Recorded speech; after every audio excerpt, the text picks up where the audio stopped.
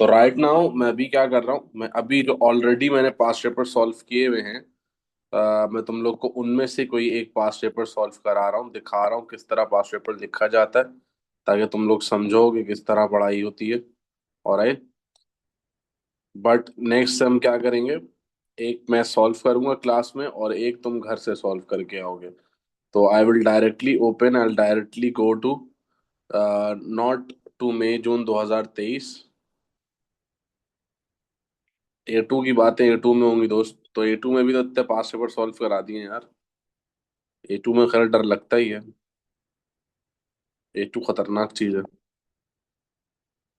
देखो, मई जून 2024 का paper one मैं आपको भी राइट नाउ मैं आपको दिखा रहा हूँ, एंड यू विल सी कि मई जून 2024 का पेपर वन, 2024 का पेपर वन हमने किस तरह सॉल्व किया हुआ है। सही है, अगर आप मेरे साथ साथ अपने पास लिखोगे तो ये आपके लिए बहुत बेहतर होगा कि आप इन आंसर्स को साथ साथ लिखते जा रहे हो और समझते जा रहे हो मैं क्या कह रहा हूँ। ठीक है। सबसे पहले तो पेपर के अंदर आपके पेपर वन में ये तो सबको पता है ना कि यार पेपर वन हमारा 40 मार्क्स का होता है। ठीक है, और 40 मार्क्स का जो थ्रेश होल्ड है हमारा वो बन रहा है 37। 37 पे लास्ट ईयर ए बना हुआ था, तो उसका मतलब पेपर वन के अंदर we can not lose too many marks. सही है।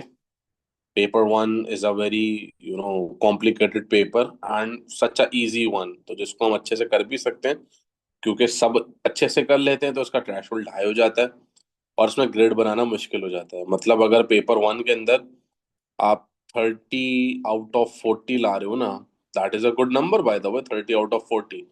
लेकिन due to business paper one, for business paper one ये नंबर अच्छा नहीं है। अगर आप 30 आउट ऑफ 40 मार्क्स लेकर आ रहे हो पेपर वन में, तो आप सीधा लाए कर रहे हो जाके कहाँ पे, डी ग्रेड पे। समझ आई, या फिर सी ग्रेड पे। दैट इज द रीजन हम बिजनेस एएस पेपर वन के अंदर कोई कॉम्प्रोमाइज नहीं कर सकते। पेपर वन हमें बहुत अच्छे से आना चाहिए। ठीक है। तो मई जून 2024 जो मैंने ऑलरेडी पेपर सॉल्व किया हुआ है वो पेपर आज आपको दिखा रहा हूँ, आपसे आपके सामने सॉल्व कर, आपको पढ़ के सुनाऊंगा और आपको बताऊंगा किस तरह क्वेश्चन सॉल्व होते हैं। देखो, सबसे पहले तो यार एग्जामिनर के ना कुछ की टर्म्स को समझना। ठीक है। की टर्म्स लाइक एक्सप्लेन, की टर्म्स लाइक आइडेंटिफाई या आइडेंटिफाई एंड एक्सप्लेन, की टर्म्स लाइक डिफाइन। ठीक है। की टर्म्स लाइक गिव रीजन। अब देखो दो तीन बातें, गिव रीजन अलग है, गिव एडवांटेज अलग है। जब वो रीजन मांगता है तो रीजन देना होता है, एडवांटेज मांगता है तो एडवांटेज देना होता है। तो हर कीवर्ड के हिसाब से हमें आंसर को डील करना पड़ता है। सही है। अब वो कुछ आंसर्स के अंदर आपको कहेगा आइडेंटिफाई, और आप उस आइडेंटिफिकेशन के बजाय आप उसके अंदर अपनी स्टार प्लस की स्टोरीज लिखने लग जाओगे, एग्जामिनर आपको मार्क्स नहीं देगा। अगर वो आपको कह रहा है डिफाइन और आप डिफाइन के बजाय आप उसकी एक्सप्लेनेशन में चले जाओगे, तो वो आपको मार्क्स नहीं देगा। ठीक है। अगर वो आपसे कह रहा है for example explain one benefit, तो जस्ट एक्सप्लेन वन बेनिफिट, दो तीन चार बेनिफिट मत कर देना। अगर वो तुमसे कह रहा है एनालाइज वन डिसएडवांटेज, तो स्टिक विद द डिसएडवांटेज, दो तीन चार या एडवांटेज मत लिखना उधर। या वो तुमसे कह रहा है एनालाइज वन रीजन, तो मेहरबानी करके उसको रीजन बताना, उसको फायदा या नुकसान मत बताना। रीजन बताओगे और रीजन बताने के बाद उसके एनालिसिस के अंदर उसका फायदा बता सकते हो। अब we all know about section A. Section A के बारे में हम सबको पता है कि सेक्शन ए के अंदर क्या होता है, शॉर्ट क्वेश्चंस होते हैं। जैसे कि 2 मार्क का क्वेश्चन, 3 मार्क का क्वेश्चन और 5 मार्क का क्वेश्चन, सारे शॉर्ट क्वेश्चंस होते हैं।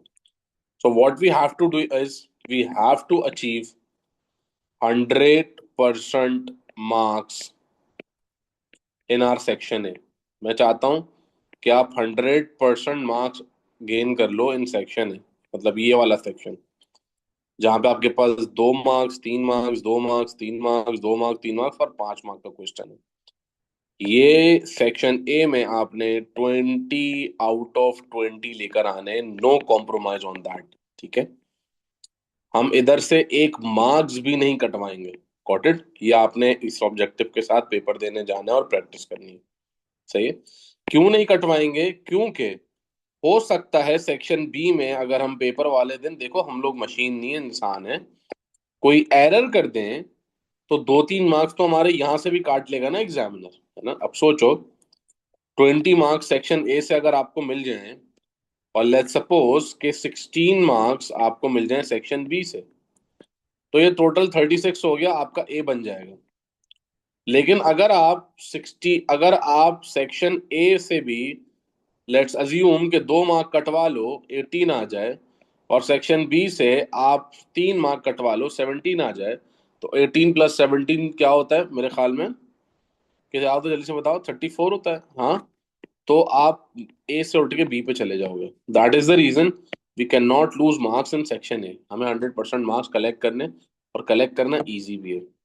अब सवाल ये है कि सर, एग्जामिनर की एग्जामिनर की हमसे रिक्वायरमेंट क्या है? एग्जामिनर क्या चाहता है हम आंसर के अंदर क्या लिखें? देखो, आंसर के अंदर ना एग्जामिनर हमसे चाहता है 4 चीजें। चीज नंबर 1, जिसको वो कहता है sir assessment objective. Assessment objectives. अब असेसमेंट ऑब्जेक्टिव्स ये होते क्या है बेटा? असेसमेंट ऑब्जेक्टिव AO1 होता है नॉलेज। एग्जामिनर कहता है कि यार अपने आंसर के अंदर जो है ना, नॉलेज डालो। सही है, सही है। नॉलेज उसकी इंफॉर्मेशन से, जो आपसे पूछा गया है उसकी इंफॉर्मेशन, और उसकी डेफिनेशन से बनती है। सही है, आप डालो नॉलेज। नॉलेज के बाद एग्जामिनर कहता है तुम्हारे आंसर में होनी चाहिए असेसमेंट ऑब्जेक्टिव 2 कंप्लीट। ठीक है, जिसको वो कहता है application.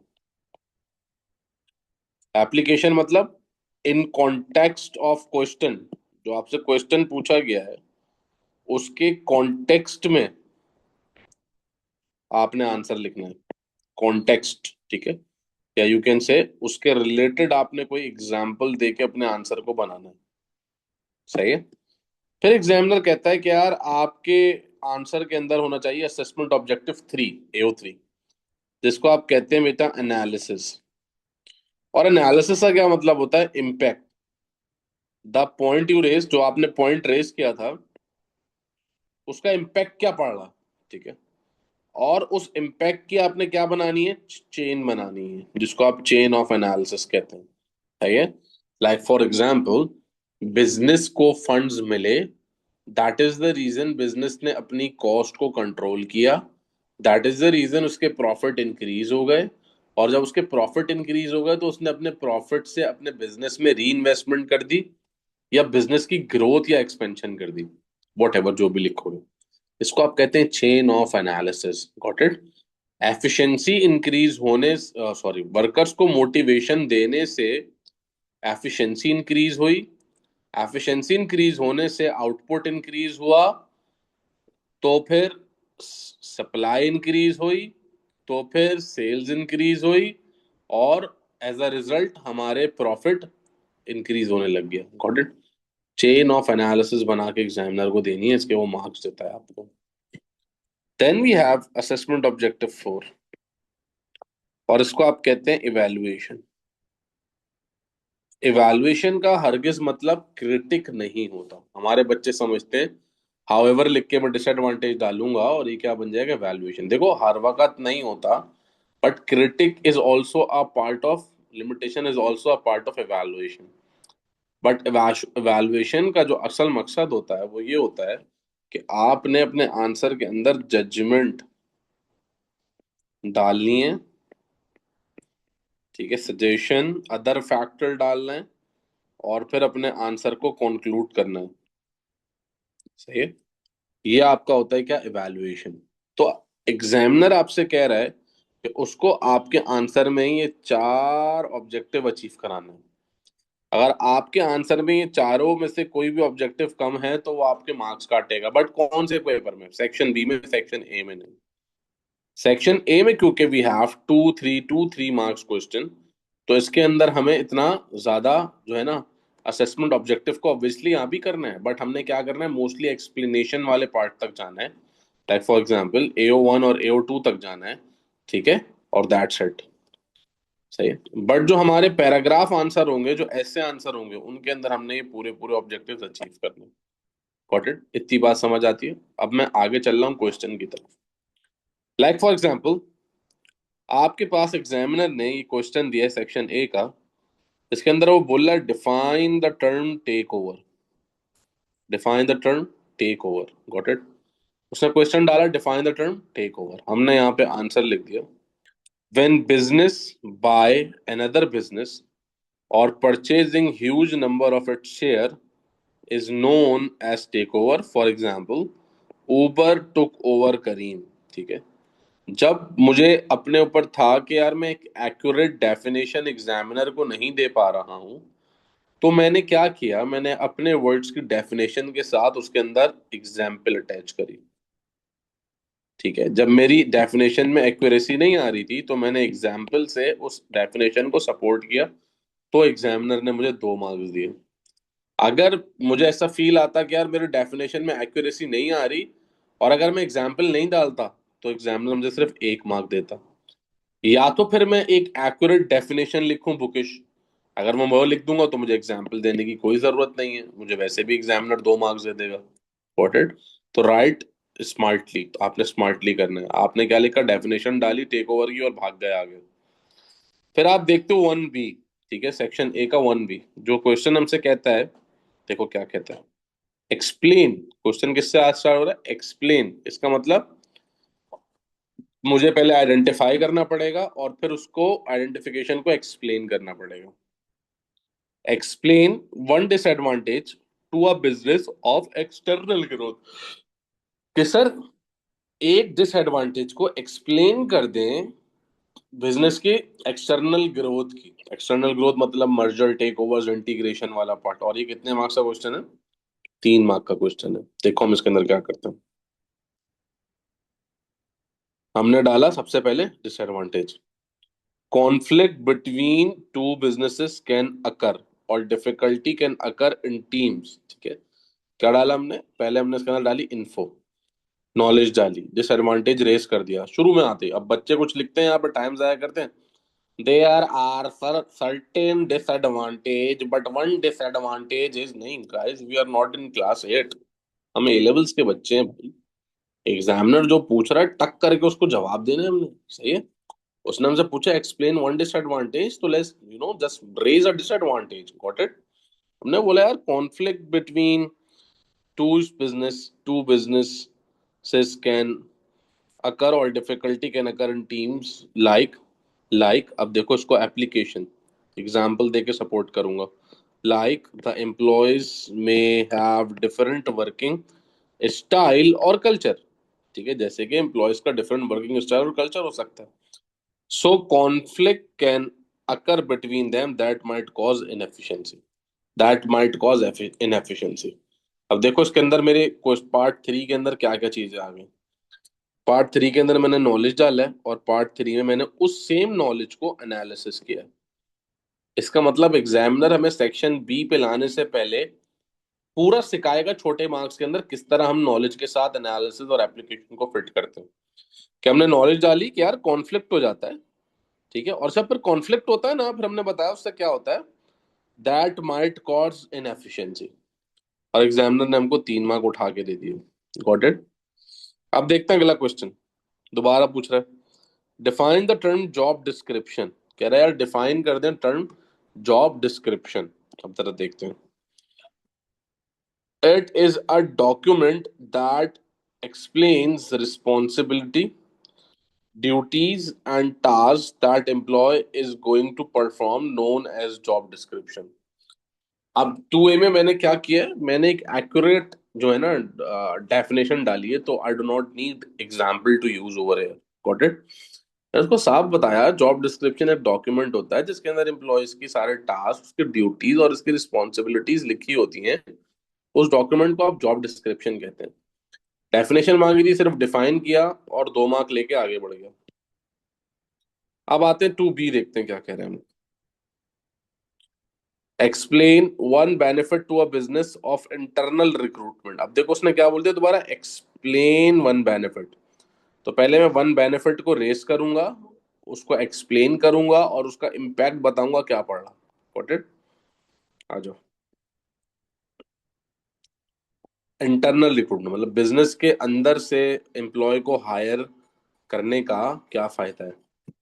Employ is already aware of organisation, this reduce errors and avoid training, it also reduce recruitment cost and saves time. क्या बताया कि जब हम एम्प्लॉय को ऑर्गेनाइजेशन के अंदर से ही हायर कर लेते हैं, job enrichment, job enlargement, promotion के थ्रू या डिपार्टमेंटल शिफ्टिंग के थ्रू, तो उससे होता क्या है कि एम्प्लॉय को ऑलरेडी ऑर्गेनाइजेशन की कल्चर और एनवायरनमेंट का पता है, तो उसको एडजस्ट होने में इजी हो जाता है। और फिर रिक्रूटमेंट कॉस्ट नहीं लगती। ठीक है, जगह जगह ऐड नहीं लगाना रिक्रूटमेंट के लिए। और फिर इससे टाइम भी बचता है। 3 मार्क क्या, आइडेंटिफिकेशन ऑफ एडवांटेज या डिसएडवांटेज या रीजन, जो भी उसने पूछा था, आइडेंटिफिकेशन, और फिर उस आइडेंटिफिकेशन की एक्सप्लेनेशन। ठीक है, और एक्सप्लेनेशन के अंदर प्लस उसका इम्पैक्ट क्या पड़ता है। सही है, उससे होगा क्या उस नुकसान से। Got it? इतना इतना इतना सिंपल है आंसर लिखना। Got it sir? अब देखते हैं सर 3A हमसे क्या कह रहा है। Define the term job production. Define कर दो टर्म जॉब प्रोडक्शन। सही है, देखते हैं क्या है। वेयर प्रोडक्ट, जॉब प्रोडक्शन को कह रहा है डिफाइन कर दो। जॉब प्रोडक्शन याद है, जिसके अंदर हम कस्टमाइज प्रोडक्ट बनाते थे और सिंगल यूनिट प्रोड्यूस करते थे। For example hairdresser, for example tailor. सही है, 16 मई को मेरी बर्थडे आएगी, तुम लोग पेपर के बाद मेरे लिए कस्टमाइज केक बनवाओगे। Same, where product is produce according to customer requirement. हो गया ना customise, mostly customise like tailor, hairdresser, etcetera, known as job production. ठीक है, वो प्रोडक्शन जिसके अंदर हम कस्टमर की रिक्वायरमेंट के हिसाब से बनाते हैं प्रोडक्ट को, और मोस्टली कस्टमाइज होता है। एग्जाम्पल में टेलर और हेयर ड्रेसर डाला, etcetera, known as job production. और ये हमारे पास 3A का कंप्लीट हो गया कहानी। अब 3B देखते हैं, 3B हमसे क्या कह रहे हैं। Explain one benefit to a business of capital intensive operation. एक बेनिफिट बता दें बिजनेस का कैपिटल इंटेंसिव ऑपरेशन का। कैपिटल इंटेंसिव क्या होता है, जहां वो ऑर्गेनाइजेशन जहां पे work done and dependent on machinery, जहां पे काम हो रहा है और काम डिपेंडेंट है ऑन मशीनरी, उसको आप कैपिटल इंटेंसिव कहते हैं। Got it? अब उसने हमसे बोला क्या था, उसने कहा था एक्सप्लेन वन बेनिफिट। तो वन बेनिफिट की अगेन आइडेंटिफिकेशन और फिर उसकी एक्सप्लेनेशन। सबसे पहले identification of one benefit, that is it increase efficiency. इससे क्या फायदा होता है सर, इंक्रीज होती है आपकी एफिशिएंसी, ये मशीन आ गई ना। इट इंक्रीज एफिशिएंसी, अब उसकी कैसे कैसे एफिशिएंसी इंक्रीज हो रही है उस बात को एक्सप्लेन करूंगा। As machine can produce standardise production, as machine standardise production करती है, मतलब एक स्टैंडर्ड पे प्रोडक्शन करती है, जिस स्टैंडर्ड पे उसको सेट कर दिया। मशीन मोटिवेट डीमोटिवेट नहीं होती कि अचानक अच्छा बनाने लग जाए, बुरा नहीं, एक कंसिस्टेंसी के साथ स्टैंडर्ड फॉर्म पे काम करती रहेगी जो हमने उसको सिलेक्ट किया हुआ। That increase output and reduce cost. Impact बता दिया। अब देखो पहला वाला जो मैंने तुम्हें 1B करके दिखाया था ना, उसके अंदर मैंने तुम्हें यूज ऑफ एग्जाम्पल सिखाया कि जब तुम्हारा चॉइस ऑफ वर्ड तुम्हें खुद तंग कर रहा हो, गया मेरा चॉइस ऑफ वर्ड अच्छा नहीं है, तो हम 3 मार्क के आंसर को भी किस तरह एग्जाम्पल के साथ बैलेंस करते हैं उसको समझाने के लिए। Got it? लेकिन अगर तुम्हारे चॉइस ऑफ वर्ड सही है तो तुम्हें वो एग्जाम्पल डालने की जरूरत नहीं है। That's not important in 3 mark question. They ask that you have to explain, तो just you have to explain. और एक्सप्लेन करने का तरीका ये है कि आपसे जो पूछा गया है पॉइंट, पहले आप उसको आइडेंटिफाई करें, और जब आप आइडेंटिफाई कर दें तो आप उस आइडेंटिफिकेशन को जस्टिफाई करें कि यार कैसे, और जस्टिफाई करने का सबसे अच्छा तरीका ही ये है कि यार आप उसको एक्सप्लेन प्लस इम्पैक्ट बताओगे किससे ये इम्पैक्ट पड़ेगा, तो आपके 3 मार्क्स आ जाएंगे। जैसे कि मैंने यहाँ पे लिखा, देखो 3-3 लाइन 2-2 लाइन के आंसर लिख रहा हूँ और मार्क्स उठा रहा हूँ। तुम लोग 3-3 मार्क के आंसर में आधा आधा पेज भर रहे हो भाई, क्या हो गया तुम लोगों को यार। सही है। It increase efficiency as machine sorry, it increase efficiency identification. अब एक्सप्लेन करा एफिशिएंसी कैसे बढ़ रही है, as machine can produce standardise production. सही है। That increase output and reduce cost, ये उसका इम्पैक्ट, उससे क्या होता है, आउटपुट इंक्रीज होता है और रिड्यूस कॉस्ट होती है। अब कुछ बच्चे इतनी गुलाबी इंग्लिश लिखते हैं पेपर के अंदर, इतनी गुलाबी इंग्लिश लिखते हैं और आगे बताते हैं मुझे कि सर पेपर तो हमारा तबाही हुआ है, तबाही। तो भाई तुम्हारा सी ग्रेड डी ग्रेड कैसे आ रहा है? तुम्हारा सी ग्रेड डी ग्रेड ऐसा आ रहा है क्योंकि तुम अपने वर्ड्स देखो ना, तुम क्या चूज कर रहे हो। तुम लिखोगे हाँ भाई इट इंक्रीज आउटपुट, सही है, as machine can produce more than human, ठीक है, as it is a capital. यार व्हाट, क्या कर रहे हो यार, क्या कर रहे हो भाई यार अपने। अब तुम्हारा पूरा मोर देन ह्यूमन व्यूमन जो भी तुम स्टोरी लिख रहे थे, मैंने सिर्फ एक अल्फाज से पूरा कर दिया। That is standardise production. समझ रहे हो? तो अपने टर्मिनोलॉजीज को, अपने बिजनेस फ्रेजेस को डालो अपने आंसर में। मैं तुम्हें सबसे अच्छा तरीका बता रहा हूँ अपने बिजनेस के आंसर को सही करने का। देखो, तुम लोग ये बात समझ जाओगे, नॉलेज एप्लीकेशन एनालिसिस एवेल्युएशन क्या है, इस बात की मैं तुम्हें गारंटी दे रहा हूँ। तुम ये बात समझ जाओगे इंशाल्लाह, अभी इनकमिंग 2 दिन के अंदर अंदर सब कुछ समझ जाओगे। बट तुम्हें वो इम्प्लीमेंट करना कैसे आएगी? वो तुम्हें इम्प्लीमेंट करना ऐसे आएगी बेटा। अब आई डोंट नो तुम लोग के पास मेरे वाले पास पेपर्स हैं कि नहीं है, बट जिनके पास है और जिनके पास नहीं भी है यार, गेट योर सेल्फ वो पास पेपर ले लो, या तो मेरी एडमिन को आज ही मैसेज करके। अगर नहीं भी ले रहे तो थोड़ी सी मेहनत कर लो, पापा कैम्ब्रिज से या किसी भी कैम्ब्रिज वेबसाइट से पास पेपर और उसकी मार्किंग स्कीम निकाल लो और उसको प्रिंट आउट करो। ये इस पे नहीं सॉल्व होते पास पेपर। पास पेपर के लिए वो बुक, नोटबुक गंदी करनी पड़ती है भाई, नोटबुक का बैंड बजाना पड़ता है। आईपैड वाईपैड पे नहीं सॉल्व होते। आईपैड पे हम पढ़ाने के लिए तुम्हें सॉल्व करा रहे हैं, बुक गंदी करो, पेन लगाओ। पेपर में पेन से लिखोगे ना या आईपैड पे पेपर दोगे? तो जस्ट एग्जाम सेंटर की थोड़ी सी प्रैक्टिस करो। तो उसके अंदर क्या करो, फॉर एग्जाम्पल उसके अंदर क्वेश्चन 1A लिखा हुआ है, डिफाइन मोटिवेशन। अब मुझे पता है तुम्हें मोटिवेशन पता है, तो मोटिवेशन को बहुत अच्छे से डिफाइन कर दोगे। बट स्टिल तुम मार्किंग स्कीम देखो और मार्किंग स्कीम को देख के फॉलो करते हुए अपना आंसर लिखो। इस तरह आंसर की प्रैक्टिस होती है। इससे तुम्हारी जो वर्ड चॉइस और फ्रेज चॉइस है ना, वो बेटर होती है कि एग्जामिनर तुम्हें मार्किंग स्कीम के अंदर किस टाइप के कीवर्ड्स, किस टाइप के मेथोडोलॉजी यूज करने का कह रहा है। अब बच्चे को मैं इस बात समझाता हूँ, ये बच्चा समझता ही नहीं है। अरे भाई यार, मेरी सुन लेना यार, मेरा एक्सपीरियंस है ना यार, मेरी सुन ले भाई, मैंने इस फील्ड में टाइम लगा दिया बिजनेस पढ़ा पढ़ा के। बच्चा बोलता है नो आई एम 1.5 होशियार, मैं डेढ़ डेढ़ होशियार हूँ। सर को क्या पता, मुझे तो पता है मोटिवेशन क्या है, मैं आंसर ऐसे ही लिख लूंगा। अरे भाई मेरे, मुझे पता है तुम्हें पता है answer, but follow marking scheme ना। तुमने मुझे थोड़ी प्रूफ करना है कि तुम बहुत अच्छा पढ़ रहे हो। तुमने उधर ब्रिटिश काउंसिल में प्रूफ करना है ना, वो तुम्हारे रिजल्ट वाले दिन प्रूव होगा। है ना, सब भूल जाएंगे किसने क्या पढ़ा, कितनी मेहनत करी। है ना? वो बच्चा जो मेहनत नहीं कर रहा था ग्रेड लाया, सब बोल लोगे और बड़ा मेहनती बच्चा है। वो बच्चा जो बहुत मेहनत कर रहा था लेकिन नहीं आया उसका किसी में से आपकी जैसे ग्रेड, सब भूल जाएंगे। ये सारी बातें जो है ना किताबी बातें होती हैं बेटा। समझ आ रही है बात? कि इंसान की रिजल्ट से उसको जज ना करो, या इंसान को उसकी मेहनत से जज, ये सब सारी किताबें बातें हैं। दुनिया बड़ी जालिम है, दुनिया रिजल्ट मांगती है बेटा। है ना? मैं सर पढ़ाई में अच्छा नहीं हूँ, बट मैं I play very good guitar, मैं बहुत अच्छा स्पोर्ट्समैन हूँ। भाई हो, तुम होगे, उसको अपने साथ में रखो। बट पढ़ाई को भी अपने जो है ना लेवल से नीचे नहीं आने देना है किसी भी हाल में। वो तुम्हें तुम्हारी पर्सनैलिटी बताएगी। ठीक है, तुम्हारे ग्रेड्स तुम्हारा ऑरा बताएंगे। वो कहते हैं ना ऑरा फार्मिंग, वो वो होगा। Like for example, everyone's have car, सबके पास कार है, बट एक बॉय के पास है अपनी कौन सी है वो, कौन सी है वो जीप, मर्सिडीज की। छोड़ो, उसके पास मर्सिडीज है। व्हाट इट, तो वो ऑरा फार्म कर, तो ग्रेड जो है ना ये हो जाता है भाई जब आप प्रैक्टिकल लाइफ में आते हो ना, जब आप देखते हो ना कि आप जॉब उसके लिए बैठे हुए इंटरव्यू के लिए लाइन में, और एक बंदा अंदर से आता है, वो जो बेस्ट यूनिवर्सिटीज के बच्चे होते हैं, अब आप पहले से बैठे हुए इंटरव्यू देने के लिए, उनको सेलेक्ट करता है और बोलता है पहले आप लोग इंटरव्यू दे दो, बहुत बुरा लगता है फिर। तो ठीक है, तुम्हें गिटार बजाना आता है, तुम्हें स्पोर्ट्स खेलना आता है, you are a very good fighter, जो भी है, भाई अपनी पढ़ाई पे कॉम्प्रोमाइज नहीं करना, साथ साथ लेके चल रहे हैं।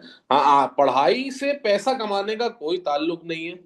अगर जो बच्चा ये सोच के पढ़ाई करता है कि मैं पढ़ूंगा लिखूंगा अमीर आदमी बनूंगा, बेटा छोड़ दो ये सोचना, ये बुड्ढों की सोच है। पढ़ाई आप सेल्फ ग्रूमिंग और पर्सनालिटी के लिए करते हो, and you have to do very good पढ़ाई, you have to bring very good results, got it. तो दैट इज द रीजन। अब उसका एक प्रोसेस है, एक प्रैक्टिस है उसकी। मार्किंग स्कीम देखो, देखो थ्योरी सब्जेक्ट है, मार्किंग तुम्हें आंसर भले आता है, स्टिल मार्किंग स्कीम को देखते हुए मॉनिटर करते हुए अपने आंसर को लिखो। 2-3 साल के पेपर ऐसे सॉल्व करो, फिर तुम्हें एग्जामिनर की साइकोलॉजी समझ में आ जाएगी कि व्हाट वो एक्चुअली मांग क्या रहे हैं आंसर्स के अंदर। फिर तुम भले मार्किंग स्कीम को उठा के फेंक दो, फिर तुम आंसर सॉल्व करो अपना। आंसर सॉल्व करने के बाद फिर मार्किंग स्कीम खोलो, देखो तुम्हारा आंसर मैच कर रहा है कि नहीं कर रहा। इस तरह प्रैक्टिस होती है यार, हर चीज प्रैक्टिस मांगती है। ऐसे ही ए ग्रेड नहीं आ जाता कि मुझे सब आता है, सर ने सब पढ़ा दिया, मैंने नोट्स पढ़ लिए ए ग्रेड आ गया, नहीं आता है ऐसे ग्रेड। पता नहीं कितने लोग फेसबुक पे पोल डालो और पूछ लो जितने भी एलुमनाइज है, किस तरह ग्रेड आता है, नहीं आता इस तरह ग्रेड। Got it. अच्छा जी, चलो चलो, हो गया, ज्ञान हो गया, बहुत ज्ञान हो गया अलिया सन। अब आते हैं हम क्वेश्चन नंबर 4 पे, जो हमारा 5 मार्क का क्वेश्चन है। अब देखो 5 मार्क के क्वेश्चन के अंदर मैंने आपको क्या बताया, क्या कह रहा है। एनालाइज वन रीजन, सबसे पहले तो मैं यही रुक जाता हूँ ना, उसने क्या बोला है, एनालाइज वन रीजन। रीजन मांगे रीजन ही देना, इंपॉर्टेंस मांगे इंपॉर्टेंस ही देना।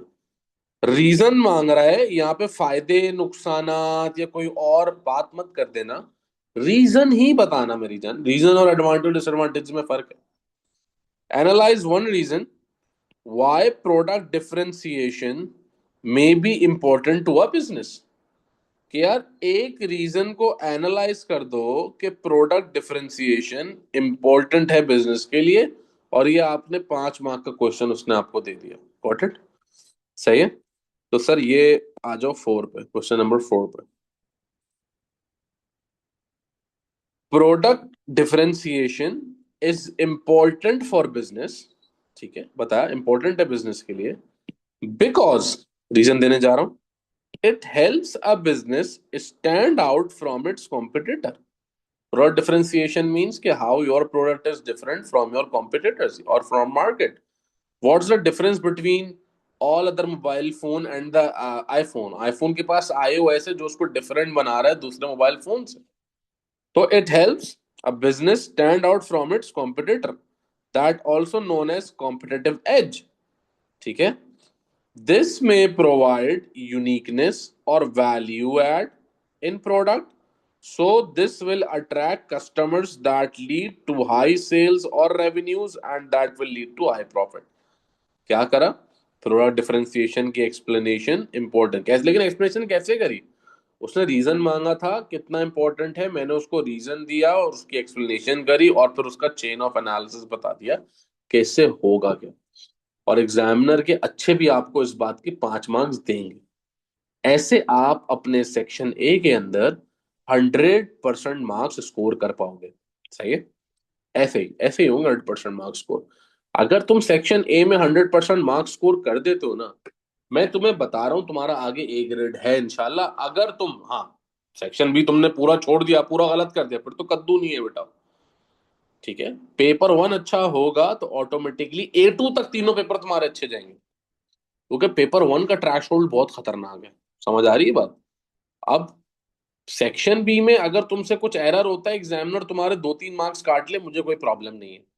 12 मार्क में काट ले 2-3 मार्क्स, कोई प्रॉब्लम नहीं है, ए ग्रेड बनेगा फिर भी। ए स्टार तो होता नहीं है इसमें, ए ग्रेड ही बनेगा, सही है। और तुम कोई ना डेक्स्टर नहीं हो, तुम कोई कट गए तो कट गए यार, खैर हो गई, है ना। बट जहां हमने लूज नहीं करने वहां हमने लूज नहीं करने। पहला ऑब्जेक्टिव तो ये हम फुल मार्क्स लेकर आए ना, लेकिन फुल मार्क्स आते हैं, बहुत रेयरली आते हैं। लास्ट ईयर मेरे आए 2 बच्चों के फुल मार्क्स, बट कितना रेशो क्या हो रहा है, रेशो क्या, 200 में से 2 बच्चों के फुल मार्क्स आ रहे हैं, ठीक है। एक के फुल मार्क्स आए, दूसरे के 39 आए, 1 मार्क कट गया। 200 बच्चों में से ये रेशियो है, तो कोई मसला नहीं है यार। ठीक है, 37 ले आओ, 36 ले आओ, ए ग्रेड लेकर आना है पेपर वन में, ये हमारा दिमाग। और कैसे आएगा? जब हम सेक्शन ए 100% सही करेंगे। ठीक है, सेक्शन बी में हमारा ऑब्जेक्टिव है फुल मार्क, नहीं आ रहा 2-3 कट गए कोई बात नहीं, 37 36 हम खुश हैं भाई, हमें कोई पागलपंती नहीं काटी हुई यहाँ पे। कोटेड। तो सर ये आपका सेक्शन ए कंप्लीट होगा विद 20 मार्क्स। यहाँ पे आप 20 मार्क्स गेन करोगे, बेहतरीन। ठीक है, अब हम जाएंगे सेक्शन बी के ऊपर। अच्छा मैं बता दूं, सेक्शन ए में अगर तुमने 20 मार्क्स पूरे भी स्कोर कर दिए ना, और सेक्शन बी में 0 लाते हो, ग्रेड यू आएगा। इतना खतरनाक ट्रैश होल्ड है। सही है। अब सेक्शन बी में, ठीक है, सबसे इजी, इजी ना, सबसे पहले इजी चीज को हम पकड़ते हैं ना। वो इजी चीज क्या है?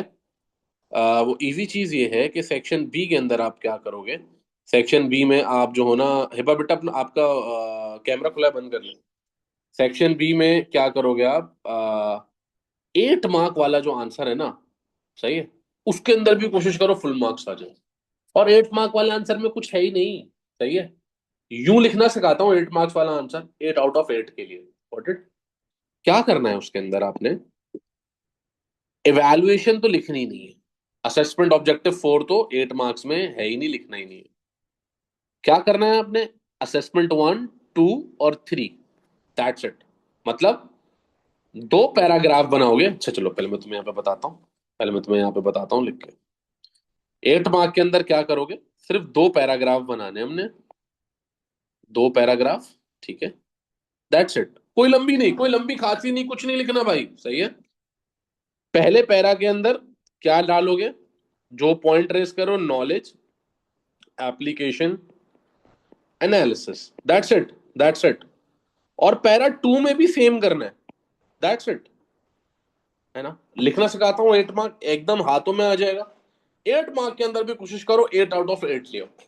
फिर बचा 12।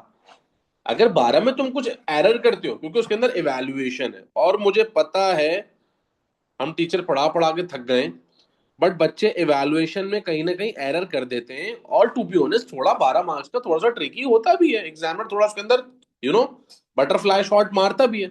सही है। सो डोंट वरी ना, कटवा लो, 2 मार्क्स कटवा लो, 3 मार्क्स कटवा लो, लेकिन किस किस सिचुएशन में? जब तुम 8 मार्क वाला पे आंसर भी 100% स्कोर कर दोगे। और 8 मार्क्स के अंदर भी 100% स्कोर करना बहुत ईजी है। ठीक है, अब मैं आपको दिखाता हूँ कैसे। अब हमने 6B, 6A कहाँ है? अरे अरे अरे अरे अरे अरे अरे अरे, 6A तो है ही नहीं। चलो, काम हो गया। इसके अंदर देख लेते हैं, हम पीछे वाले किसी पेपर में देख लेते हैं, कोई मसले की बात नहीं है।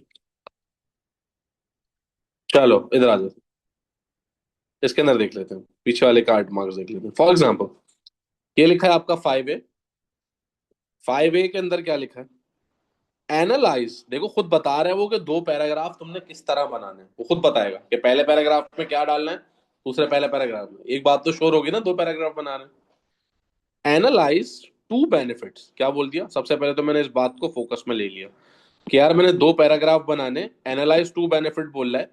पैरा 1 में एक बेनिफिट बताऊंगा, और दूसरा बेनिफिट बताऊंगा पैरा 2 के अंदर, पैराग्राफ 2 के अंदर दूसरा बेनिफिट बताऊंगा। To a business of using break even analysis. ठीक है, एनालाइज कर दो 2 बेनिफिट बिजनेस को, बिजनेस के लिए ब्रेक इवन एनालिसिस के। इसका मतलब मुझे पहले पैरा के अंदर एक एडवांटेज डालना है ब्रेक इवन का, और दूसरे में दूसरा एडवांटेज डालना है। क्या सिर्फ एडवांटेज डालूंगा? नहीं। अब मेरी वो वाली बात आ गई दोबारा कि सर एडवांटेज से तो तुम सिर्फ नॉलेज रेस करोगे। देखो फॉर एग्जांपल, तुमने नॉलेज रेस करी एडवांटेज बता के, डेफिनेशन भी डाल दो की टर्म की, तो अच्छी बात है। अब इस एडवांटेज का तुमने क्या किया बेटा? इस एडवांटेज का तुमने क्या किया? जो तुमने एडवांटेज बताया था, उस एडवांटेज को तुमने एप्लीकेशन किया, in context of question example दिया कि फॉर एग्जाम्पल बिजनेस को ऐसे फायदा हो सकता है ब्रेक इवन से। अब एप्लीकेशन दिया, अब इसको क्या किया तुमने? एनालिसिस किया। ठीक है, एनालिसिस किया, क्या इम्पैक्ट। अब इम्पैक्ट और फर्दर इम्पैक्ट बताओगे, जिसको आप चेन ऑफ एनालिसिस कहते हैं। और एग्जामिनर आपको एक पैरा के 4 मार्क्स देगा। पहला पैरा भी ऐसा बनाना है, दूसरा पैरा भी ऐसा बनाना है, ठीक है। नॉलेज का एक देगा पहले पैरा में, एप्लीकेशन का एक देगा पैरा पहला में, और एनालिसिस के कितने देगा, 2 देगा पहले पैरा में। ये हो गए पहले पैराग्राफ के 4 मार्क्स। सेम चीज हमने दूसरे पैराग्राफ में करनी है और 4 मार्क्स और स्कोर करने हैं, ठीक है। अब हम देखते हैं इस क्वेश्चन का आंसर जो हमने लिखा हुआ है यहाँ पर। आ जाओ, आ जाओ, आ जाओ।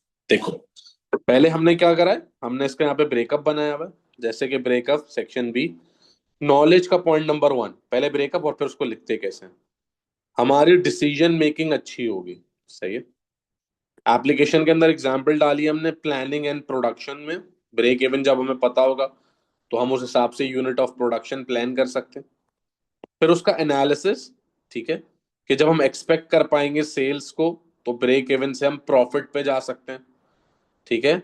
और इससे फर्दर एनालिसिस, रिड्यूस होगा रिस्क और बिजनेस गुड डिसीजन मेकिंग कर पाएगा। पहले हमने क्या करा, ब्रेकअप बनाया। अब देखो हमने यहाँ पे क्या लिखा हुआ है, break even analysis help a business see how many unit it must sell before making profit and business can make a firm decision by this। क्या करा, नॉलेज डाली है। क्या करा, डिसीजन मेकिंग। नॉलेज का पॉइंट हमने यहाँ पर डाला सबसे पहले ना। और हमने क्या लिखा है इसके अंदर, क्या लिखा है नॉलेज के पॉइंट में, break even analysis helps a business to see how many unit if it must sell before making profit and business can make a firm decision by this। Knowledge हो गई, ब्लू से knowledge हो गई। अब फिर red से हमने देखो एप्लीकेशन करेंगे। जिन बच्चों को एप्लीकेशन समझ नहीं आती ना, in context of question application डालो। पेपर 1 में, पेपर 2 में तो केस दिया हुआ, केस से उठाकर डाल देंगे, गॉट इट। अब मैंने क्या इधर ये जो पिंक या रेड है इससे मैंने क्या करा, वो डाली application. For example, manager can calculate, अपनी इसी बात को समझाऊंगा। Manager can calculate break even point through number of unit and revenues to check whether expected sales are realistic. सही है। एग्जाम्पल डाली कि सर ब्रेक इवन से क्या हेल्प मिलेगी हमें, कितने यूनिट बनाने हैं हमने और हमारी डिसीजन मेकिंग स्ट्रांग हो जाएगी। फॉर एग्जाम्पल हमने लिया 200 यूनिट बनाने। अब एग्जाम्पल में डाला मैनेजर ब्रेक इवन पॉइंट से चेक कर सकता है कितने एक्सपेक्टेड यूनिट्स हम बना पाएंगे। अब उस एप्लीकेशन का इम्पैक्ट बता रहा हूँ, सही है, उस पॉइंट का। ये जो मैंने पॉइंट रेस किया है ना नॉलेज का, सही है, इसका मैं अब इम्पैक्ट बता रहा हूँ क्या पड़ेगा जब एक मैनेजर को पता होगा उसका ब्रेक इवन एनालिसिस की एक्सपेक्टेशन और उसकी फर्म डिसीजन मेकिंग होगी तो इससे बिजनेस पे क्या इम्पैक्ट पड़ेगा। Got it. If sales are higher, so business can make profits and avoid loss। ठीक है, इससे होगा क्या, सेल्स हमारी हाई कर पाएंगे, प्रॉफिट जो है हो जाएगा, लॉस अवॉइड हो जाएगा। This will reduce, further analysis कर रहा हूं, ये एनालिसिस किया कि इससे बिजनेस पे ये इंपैक्ट पड़ेगा और इसकी वजह से further further further analysis, chain of analysis, this will reduce risk and support better decision making. ये आपका पहला पैराग्राफ कंप्लीट, और इसके एग्जामिनर आपको 4 मार्क देने के लिए रेडी बैठा है। बिकॉज इस आंसर में सब कुछ है। इस आंसर में आपकी नॉलेज भी अवेलेबल है, इस आंसर में आपकी एप्लीकेशन भी अवेलेबल है, इस आंसर में आपको एनालिसिस भी अवेलेबल है और फर्दर एनालिसिस भी अवेलेबल है। तो एक, एक, एक और एक, ठीक है। ये हो गए आपके 4 मार्क्स। अच्छा, सर हमें कंफ्यूजन होती है ये समझने में, नॉलेज एप्लीकेशन एनालिसिस। तो एक काम करो, मैं तुम्हें कोड वर्ड दे रहा हूँ, तुम जो ना पी कर लो इसको। सही है, पी क्या होता है मैं यहाँ बताता हूँ। 8 मार्क के लिए पी, दैट इज क्या, पॉइंट। पॉइंट रेस किया, उसको एग्जाम्पल किया और उसको एक्सप्लेन कर दिया, ठीक है। तो ये क्या बन गया, नॉलेज एप्लीकेशन एनालिसिस। पी से तुम्हें याद रह जाएगा। 12 मार्क के अंदर थोड़ा बड़ा पी कर दो भाई, सही है, ई, ई और E, point, example, explain, and evaluation. सही है। अब तुम्हें मैं दोनों तरीके बता रहा हूँ चीज को याद रखने के। ऐसे याद रखो, बेस्ट है। याद नहीं रहता तो याद रखो, तुमने अपने आंसर को इस तरह सॉल्व करना है कि पहले उसका पॉइंट डालोगे, फिर उस पॉइंट को एग्जाम्पल करोगे, फिर उसको एक्सप्लेन करोगे। और एक्सप्लेन कैसे होता है? इम्पैक्ट बताकर ही तो एक्सप्लेन होगा, अदरवाइज कैसे होगा? सही है। और फिर क्या करोगे उसको 12 मार्कर के अंदर, अगर 12 मार्कर में आ गया तो इवैल्यूएशन भी डाल दोगे, अपनी जजमेंट भी डाल दोगे, और तुम्हारे पी से तुम्हारा आंसर पूरा हो जाएगा। ठीक है। और फिर तुम चौड़े में बोलना तुमने एग्जामिनर पे पी कर दिया। ठीक है। अब sir, now we are going on second paragraph. Second paragraph, ठीक है। अब इसका भी पहले हमने ब्रेकअप बनाया। अब हम देखो, उसने हमसे क्या बोला था, दो बेनिफिट्स बताने। पहले में हमने बताया हमारी डिसीजन मेकिंग फर्म होगी, हम डिसीजन मेकिंग फर्म की वजह से हम क्या कर सकते हैं। अब दूसरे में क्या बता रहे हैं, हम अपना प्रॉफिट प्लान और कॉस्ट कंट्रोल कर सकते हैं। दूसरा एडवांटेज नॉलेज से रेस किया। फिर business can calculate cost and sales require.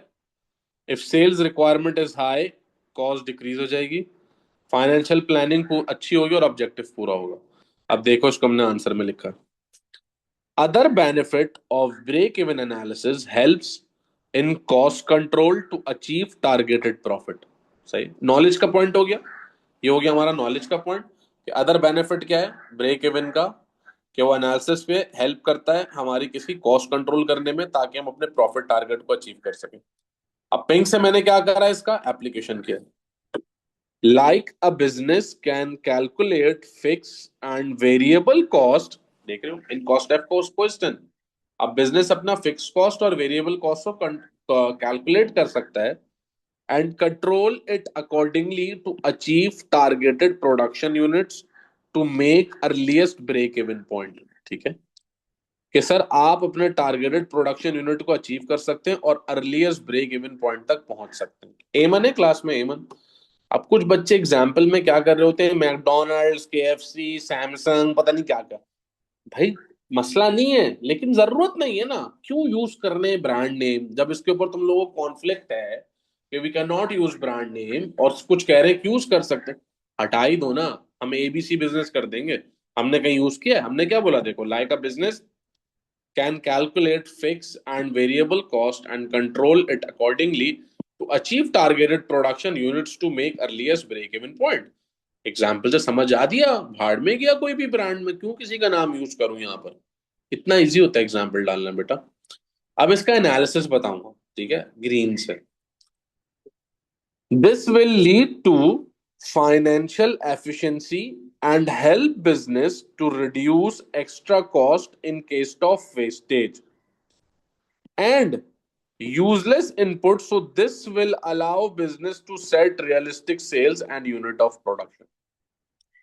इसका इम्पैक्ट क्या पड़ा? इसका इम्पैक्ट ये पड़ा कि हमारी फाइनेंशियल एफिशिएंसी अच्छी हो गई। ठीक है, बिजनेस की एक्स्ट्रा कॉस्ट रिड्यूस हो गई, यूजलेस इनपुट नहीं डाला, और इसने बिजनेस को अलाउ किया कि वो अपने रियलिस्टिक सेल्स ऑब्जेक्टिव्स और यूनिट ऑफ प्रोडक्शन ऑब्जेक्टिव बना सके। वहां से मिले 4 मार्क्स, यहां से मिले एक एक एक और एक, 4 मार्क्स। ठीक है, टोटल एनालिसिस के दो, इसका एक और इसका एक। और ये हमें एग्जामिनर ने 8 में से 8 दे दिए। तो आप देख रहे हो, 8 मार्क के आंसर को डील करना भी मुश्किल काम नहीं है, कोई कॉम्प्लिकेशन नहीं है। सीधा सीधा आंसर लिखना है हमने, बिकॉज इसमें वैल्यूएशन का कोई पार्ट ही नहीं है। तो इसके अंदर भी आप 8 आउट ऑफ 8 ला सकते हो। अब देखो दूसरा क्वेश्चन जरा मैं तुम लोग को दिखाता हूँ। 8 मार्क का है ना। ये सारे पास पेपर सॉल्व हुए हैं बेटा, सारे, सबको तुम लोग को एक्सेस मिल जाएगा इंशाल्लाह। देखो अब इधर क्या कह रहा है, एनालाइज टू लिमिटेशंस। एक पैराग्राफ में एक लिमिटेशन, दूसरे पैराग्राफ में दूसरी लिमिटेशन। ठीक है। अब देखो, एनालाइज टू बेनिफिट्स। एक पैराग्राफ में एक बेनिफिट, दूसरे पैराग्राफ में दो बेनिफिट। कोई कॉम्प्लिकेशंस नहीं है, सीधा सीधा। सिर्फ एडवांटेज डिसएडवांटेज से क्या उठाया, नॉलेज, उसको एप्लीकेशन किया, एनालिसिस किया, फर्दर एनालिसिस किया, भाग गए, पैराग्राफ कंप्लीट। दूसरा पैराग्राफ खोला, knowledge, application, analysis, further analysis, भाग गए, 8 आउट ऑफ 8। ठीक है। तो उसको आपने क्या बोला यार, point, example, explain, that's it, 8 mark में। 12 में इवैल्यूएशन भी है। ठीक है, अब देखते हैं कैसे।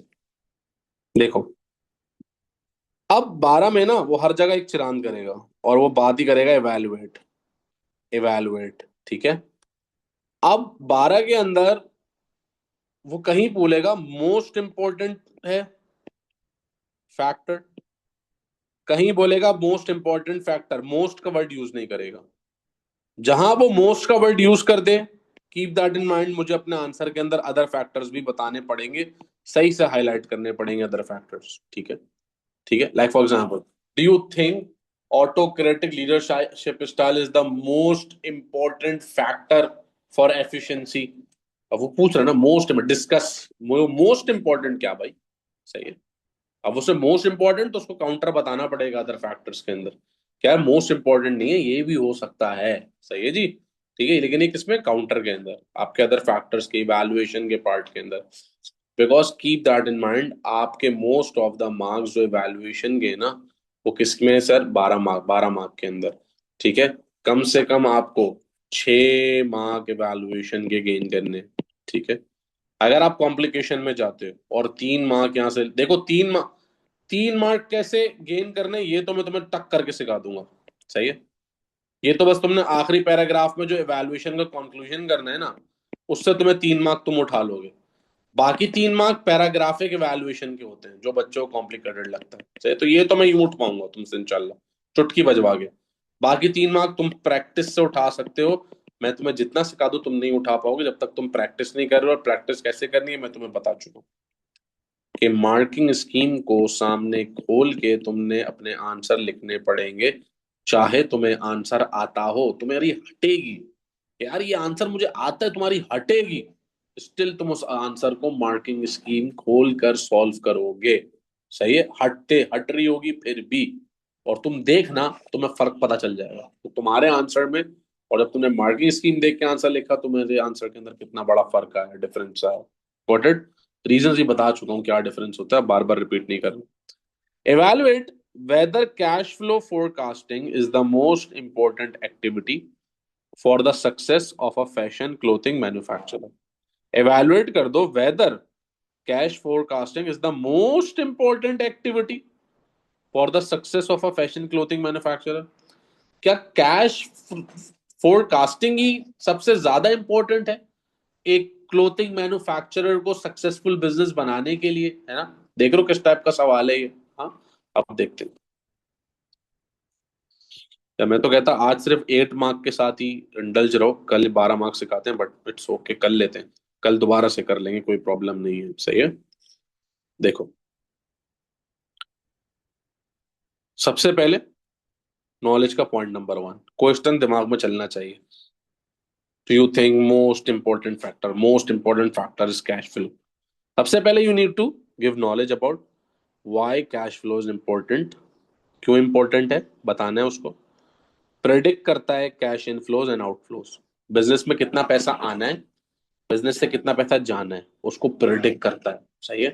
That is the reason important है कैश फ्लो बिजनेस के लिए। सपोर्टिव पैराग्राफ जा रहा हूँ, इंपॉर्टेंट है, क्यों इंपॉर्टेंट है, इनफ्लोज और आउटफ्लोज प्रेडिक्ट करके देता है। दूसरा, एप्लीकेशन, क्वेश्चन में क्या था, फैशन मैन्युफैक्चरर, तो फैशन मैन्युफैक्चरर की ही क्या करूंगा, क्लोथ मैन्युफैक्चरिंग की क्या करूंगा, एग्जाम्पल डालूंगा, उसके अलावा नहीं डाल सकता, बिकॉज क्वेश्चन में क्लोथ अबाउट क्लोथ मैन्युफैक्चरर पूछा गया है ना। अगर क्वेश्चन ने ना पूछता, सिर्फ बिजनेस बोल देता तो कोई भी यूज करता, बट उसने खास तौर पे बोला फैशन मैन्युफैक्चरर या cloth manufacturer. Fashion manufacturer require wages and material before sale, उसको रिक्वायर है, उसको पहले प्रोड्यूस करना है और फिर वो बेचेगा तो पैसे आएंगे। कैश फ्लो तो इंपॉर्टेंट है, पैसे होंगे तो बनाऊंगा, फिर बेचूंगा तो और पैसे आएंगे ना, पैसे नहीं होंगे बनाऊंगा कैसे, चाहिए तो पता लगाना ना पैसा कहाँ से आना है, एनालिसिस।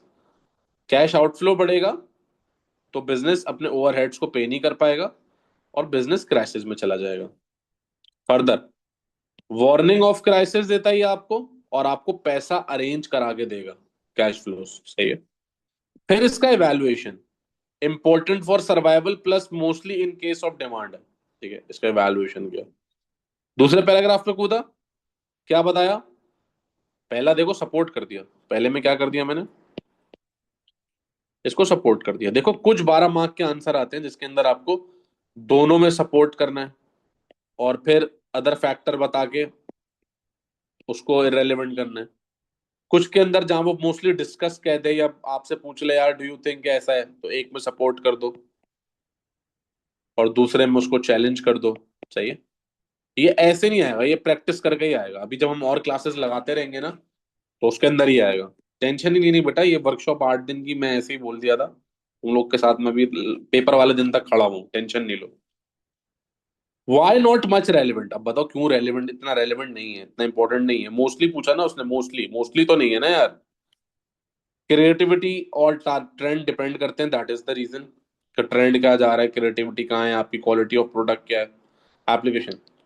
फैशन ट्रेंड चेंज होते हैं और न्यू थिंग्स मार्केट में आती हैं, तो न्यू थिंग्स के हिसाब से आपको अडेप्ट करना पड़ता है, उस ट्रेंड के हिसाब से आपको मैन्युफैक्चरिंग करनी पड़ती है। एनालिसिस, अगर डिमांड गिर गई कैश फ्लो के चक्कर में तो सेल गिर जाएगी, सेल गिर गई तो कैश कंट्रोल वीक हो जाएगा और बिजनेस की पुअर ब्रांड इमेज हो जाएगी कि यार ये तो पैसा बचाते हैं, ये तो क्वालिटी नहीं देते, और प्रॉफिटेबिलिटी आपकी लो हो जाएगी। सही है। तो ये होगा अगर आप सिर्फ कैश फ्लो को कंसिडर रखोगे और अदर फैक्टर्स छोड़ दोगे तो ये डिपेंड करता है on innovation rather than cash control. Only इधर लिखना भूल गया मैं यार, डिपेंड करता है किसके ऊपर, इनोवेशन के ऊपर भी, rather than only cash control. सिर्फ कैश कंट्रोल इंपॉर्टेंट नहीं है, और भी फैक्टर्स है जो इंपॉर्टेंट है। सही है। फिर मैंने यहाँ पे क्या देना था, कंक्लूजन अपना पैराग्राफ देना था। सही है। और मेरा आंसर हो जाएगा। सही। अब मैं दिखाता हूँ दूसरा वाला आंसर, 12 मार्क का। 12 मार्क का दूसरा आंसर दिखाता हूँ। 6B, सबसे बड़ा मुश्किल आंसर क्वेश्चन है ये। 6B देखो बड़ा मुश्किल है, बच्चों ने नहीं किया है, बच्चों ने नहीं किया, बच्चों ने 5 वाला करके निपटा दिया। मतलब हमने भी जब बात की थी बच्चों वाला सर 5 ही करते हैं, मैंने बोला चलो तुम लोग को आसान लग रहा है ना, मुश्किल वाला करेंगे। 6B चेक करो। वर्क लाइफ बैलेंस, अब वर्क लाइफ बैलेंस के इतने रेयर क्वेश्चन आते हैं आपके पास, इतने रेयर क्वेश्चन आते हैं एग्जाम में। एक सप्लाई चेन का बड़ा रेयर क्वेश्चन आता है, वो भी हमने सॉल्व किया हुआ है अल्हम्दुलिल्लाह। और एक वर्क लाइफ बैलेंस का बहुत रेयर क्वेश्चन है 12 मार्क के अंदर। Work life balance is the most important human resource management factor for employ welfare in a local bus service. कैसा घुमाया, इवैल्यूएट दिस व्यू। क्या कह रहा है, क्या कह रहा है, इवैल्यूएट दिस व्यू। पहले में क्या कह रहा था, शुरू में इवैल्यूएट कर दिया था, ठीक है। अब इस व्यू को इवैल्यूएट करना है तो इस व्यू को इवैल्यूएट करते हैं। क्या work life balance most important factor है of human resource management for employ welfare, employee की वेलफेयर के लिए। और आगे उसने हमें बख्शा नहीं, उसने हमें आगे क्या लिख दिया, बस लोकल बस सर्विस में। अब देखो एक चीज है जनरल नॉलेज, ठीक है, जो तुम्हें खुद हासिल करनी पड़ती है। अब तुम्हें अगर एप्लीकेशंस बनानी है तो you must know about local bus service, how local bus service works.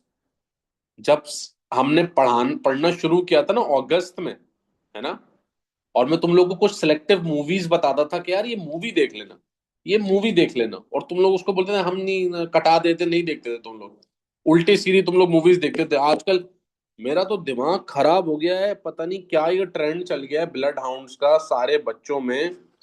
आज मैंने एक बच्चे के बैग से देखो क्या पकड़ा, ये देखो, दिस इज इलीगल। उसको ये नहीं पता वो इस पे जेल चला जाएगा, लेकिन क्योंकि वो भाई साहब ब्लड हाउंड देख कर आए में और नक्कल पहन के घूम रहे हैं, मैंने उनके बैग से पकड़ा, मैंने बोला भाई साहब पढ़ाई पे थोड़ा ध्यान दे दे। और इतना काफी नहीं था भाई साहब, ठीक है, मैं आपको दिखाता हूँ क्या हुआ है फिर। ये देखिए, ये आप चेक कर रहे हैं, ये इनको पुलिस ले जाए इस बात पे, इनको इस बात का पता नहीं है। मैंने उससे छीना, मैंने बोला तुम ब्लड हाउंड देखते हो, कहता है हाँ ब्लड हाउंड देखता हूँ। मैंने बोला जरा इधर दो मुझे, मैं तुम्हें अभी वापस करता हूँ, और मैं अपने बैग में रख के ले आया। भाईजान ये कोरिया नहीं है, ये पाकिस्तान है, इधर ये सब चीजें नहीं चलती। इधर घूम रहे होते हैं, कहते हैं मोबाइल निकाल, उनको मोबाइल दे देना मेरे भाई, ये सब मत करना। फिल्मों में होता है ये बॉक्सर आ रहा है मार रहा है सबको, असल में नहीं होता भाई। मोबाइल मांगे इज्जत से दे देना, बोला भाई ये लो मोबाइल, जा रहे हैं, नया मोबाइल खरीद लेंगे बेटा, टेंशन नहीं है। पागल हुए में बच्चे, सर काम की मूवीज दे रहे हैं वो नहीं देख रहे। तो बहरहाल हम कहाँ थे, जनरल नॉलेज पे, पता नहीं क्यों मैं अपना गुस्सा उतार देता हूँ यार। जनरल नॉलेज पे, तो ये चीजें तुम्हें जनरल नॉलेज से मिलेंगी, लाइक लोकल बस सर्विस में अब क्या होता है, क्या स्टाफ किस तरह होता है। अब तुमने कभी ट्रैवल किया हो लोकल बस सर्विस में, तुम्हें पता हो अब तुमने कभी you know local bus service के रिलेटेड कोई ट्रांसपोर्ट रिलेटेड कोई मूवी शूवी कोई डॉक्यूमेंट्री देखी हो? तो अब मैंने तो, आपका भाई तो गरीब, आपके भाई ने तो बहुत ट्रेवल किया है ना। कराची से लाहौर डाइवो, फैसल मूवर, जब जहाज के पैसे नहीं होते थे ऐसे ही जाते थे भाई हम। अब नहीं जाते अल्हम्दुलिल्लाह, अब हम चौड़े हो गए थोड़े से, अब जहाज में जाते हैं, लेकिन जब सही जाते थे भाई। ठीक है, अब देखो आंसर देखते हैं। देखो क्या किया मैंने इस आंसर के अंदर। पहले पैराग्राफ में सपोर्ट किया, दूसरे पैराग्राफ में चैलेंज किया, तीसरे पैराग्राफ में मैंने एक और, देखो इसके अंदर मैंने तीन पैराग्राफ बना दिए हैं। अगर मैं चाहता इसको मैं तीन पैराग्राफ ही ले देता, जजमेंट और अदर फैक्टर को एक साथ लिख के, लेकिन मैंने बोला अदर अलग अलग बना देता हूं ताकि बच्चों को समझ में आ जाए, फिर बच्चे तो खुद मिला ही लेंगे बाद में। P3 और P4 को एक पैराग्राफ बना ही देंगे, लेकिन अलग अलग इसलिए लिखते ताकि बच्चों को अच्छे से समझ में आ जाए। फिर मैंने अदर फैक्टर बताया कि यार और क्या फैक्टर होते हैं इंपॉर्टेंट, और फिर मैंने उसकी जजमेंट दे दी। अब जरा देखते सपोर्टिव पैराग्राफ पहले ना। वर्क लाइफ, सबसे पहले तो देखो 12 मार्क है, तो वर्क लाइफ बैलेंस टर्मिनोलॉजी उसको डिफाइन कर देते हैं ना, हम उसको डिफाइन भी करेंगे, डिफाइन के साथ नॉलेज डालेंगे। Work life balance means helping employees manage their work and personal life in balance और healthy way. Work life balance का क्या मतलब है कि एम्प्लॉय अपनी वर्क लाइफ और पर्सनल लाइफ को मैनेज करे इन अ हेल्दी वे। ये हो गया नॉलेज, के लिख दिया मैंने यहाँ पे। अब इसका मैंने एप्लीकेशन दिया। ठीक है, मैं क्यों दे पा रहा हूं? बिकॉज मुझे पता है लोकल बस सर्विस के बारे में, आपको ही पता होना चाहिए। सही है। In local bus service business employee usually work long hours that may become stressful sometimes। अब ये बात मुझे पता है कि वो बेचारे वो कराची से निकले हैं या वो अबू धाबी से निकले कहीं जा रहे हैं, या वो यूके में कहीं जा रहे हैं, इधर उधर यूरोप में कहीं लेके जा रहे हैं, नॉर्वे से स्वीडन जा रहे हैं वो। सही है। कितनी लंबी वर्क आवर है ना, कितनी लंबी ड्राइविंग है। अब जरा सोचो, एक ड्राइवर जिसके पीछे 30-50 बंदा बैठा है, उसने नॉर्वे से स्वीडन ड्राइव करना है, और वो बंदा स्ट्रेस में हो। और वो बंदा स्ट्रेस में हो, तुम कितने रिस्क में हो भाई। कहीं भी वो गाड़ी यूं करते हैं, हाँ गए लसन लग गए बेटा। सही है। तो ये क्या एप्लीकेशन बनाई। In local bus service business employ usually work long hours that may become stressful sometimes. Application डाली कि वो स्ट्रेसफुल हो सकता है। तो सर क्या करें? Flexible working hours and proper rest time as work life balance can make employee less tired and focused।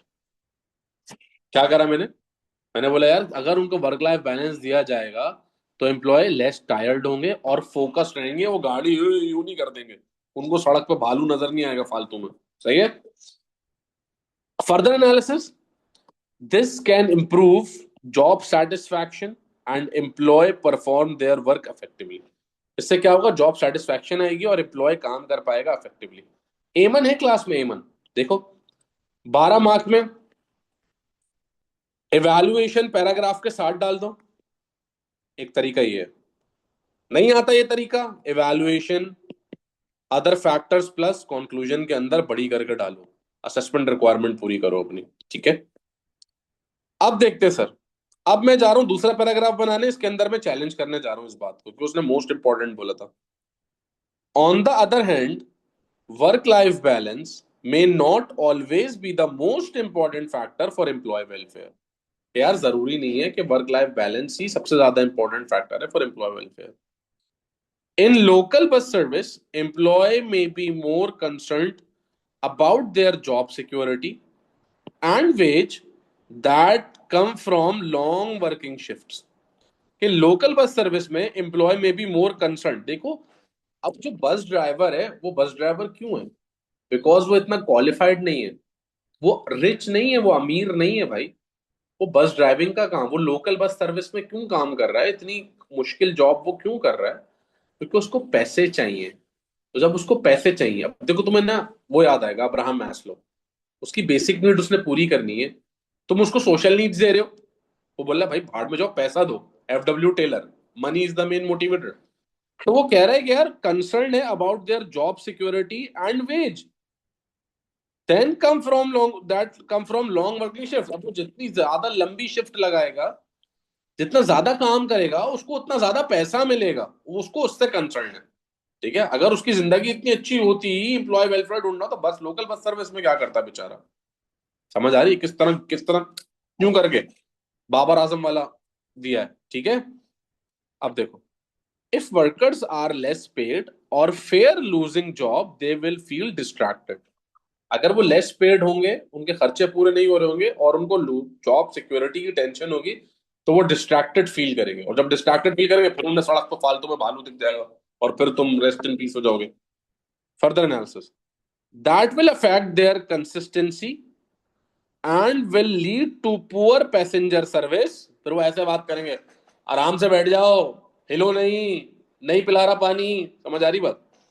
Therefore, financial stability may influence employee welfare than work-life balance. Therefore, पैसा, ठीक है, financial stability is also important, not only the work-life balance। ठीक है, सही है।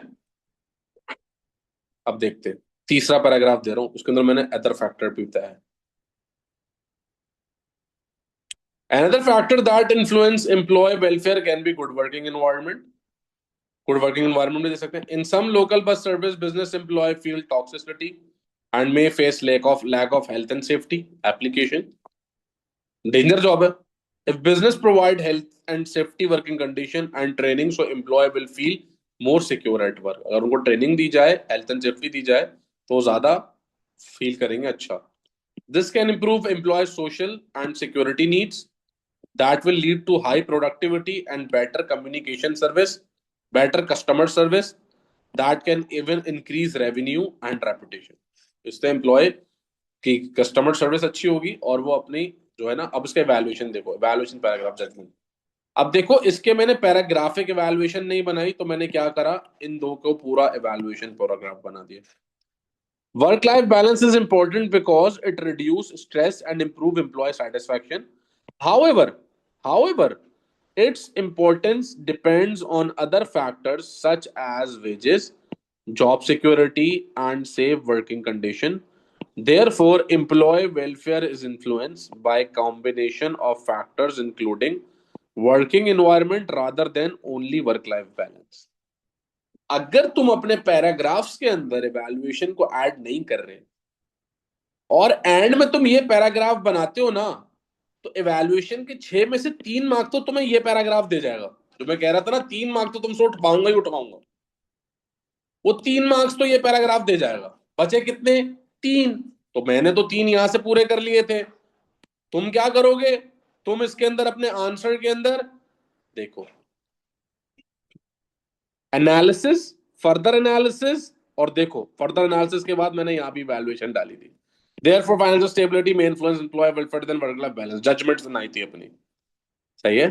तुम इसके अंदर क्या करोगे, पी को लंबा कर दोगे, पॉइंट, एग्जाम्पल, एक्सप्लेन और इवेलुएट। 3 मार्क इधर से उठाओगे और 3 मार्क आखिरी पैराग्राफ की इवेल्युएशन से उठाओगे। अगर तुमसे नहीं उठाए जा रहे हो मार्क्स, तो एटलीस्ट तुम्हें मैं इतना तो कर ही दूंगा कि इवेल्युएशन के लास्ट पैराग्राफ के 3 मार्क्स को तुम आराम से उठाना सीख जाओगे। ठीक है जी, ये है हमारा आज के आंसर्स और आंसर्स टेक्निक। अब तुमने क्या करना है, तुमने सेम क्वेश्चन निकालना है मेरे बच्चों। सेम क्वेश्चन, पेपर देख लो कौन सा है, मई जून 2024, पेपर 1 वेरिएंट 2। इस पेपर का जल्दी से फोटो लो, जल्दी से फोटो लो इस पेपर का। मई जून 2024, पेपर 1 वेरिएंट 2, इसका स्क्रीनशॉट ले लो।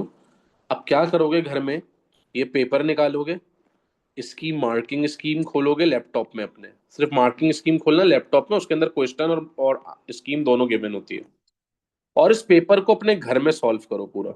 ठीक है, 5 ऑप्शन होता है 5 और 6 में, बट 5 और 6 दोनों सॉल्व करो।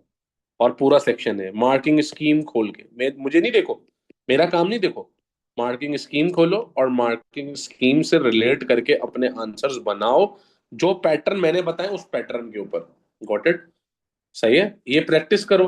कल की क्लास में दोबारा मिलते हैं। ठीक है, कल की क्लास में दोबारा P1 करेंगे, सही है। फिर P1 का मॉक लेंगे, फिर P2 करेंगे, फिर P2 का मॉक लेंगे। P1 आ गया, P2 ऑटोमेटिकली आ जाएगा इंशाल्लाह। सही है बेटा, तो बस जुड़े रहना, साथ चलते हैं, मेहनत करते हैं इंशाल्लाह।